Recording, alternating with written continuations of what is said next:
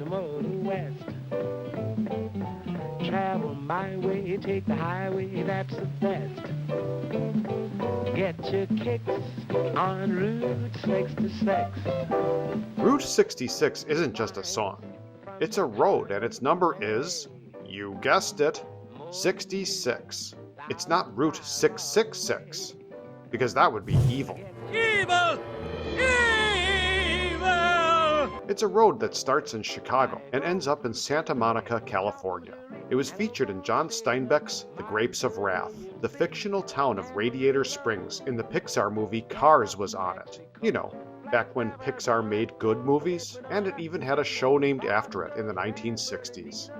Driving from Chicago to Santa Monica on Route 66 is on a lot of people's bucket lists. And you can't complete that bucket list until you first visit Chicago.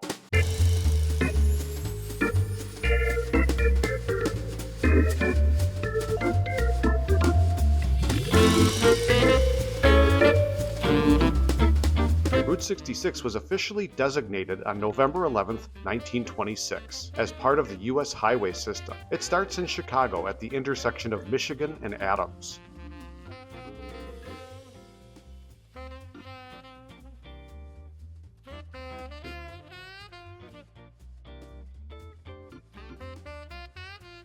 Then it jogs slightly south to Ogden Avenue and continues until it leaves Chicago's city limits at its border with Cicero. In its entirety, it spans about 2,448 miles from Chicago to Santa Monica. The route was the brainchild of Cyrus Avery, an Oklahoma businessman, and John Woodruff, a Missouri highway official, who saw the need for a well-connected road to facilitate commerce and travel. The highway was fully paved in 1938, which was a pretty big deal at the time. Route 66 gained prominence during the Great Depression, particularly as a lifeline for those escaping the Dust Bowl. Severe drought and economic hardship drove thousands of families from the Great Plains to California in search of better opportunities, as depicted in John Steinbeck's The Grapes of Wrath. Small businesses, including diners, motels, and gas stations, sprang up along the highway to serve travelers, fostering a unique roadside culture.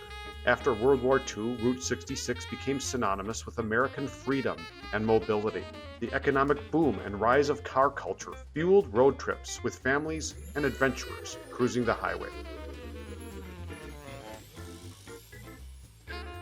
Quirky attractions like the Wigwam Motel, Cadillac Ranch, and Merrimack Caverns, along with neon-lit diners and motor courts, defined its character. The Federal Aid Highway Act of 1956 was signed by President Dwight D. Eisenhower, and it marked the beginning of Route 66's decline. In the late 1980s, nostalgia for Route 66 sparked preservation efforts. Unfortunately, you can't drive the entirety of Route 66 anymore. You can drive approximately 80% of the original route. It's never been on my bucket list, but recently my wife and I drove it in its entirety. Well, at least in its entirety in the city limits of Chicago. Maybe I'll drive it in its entirety if I ever create a spin-off called Santa Monica Bob.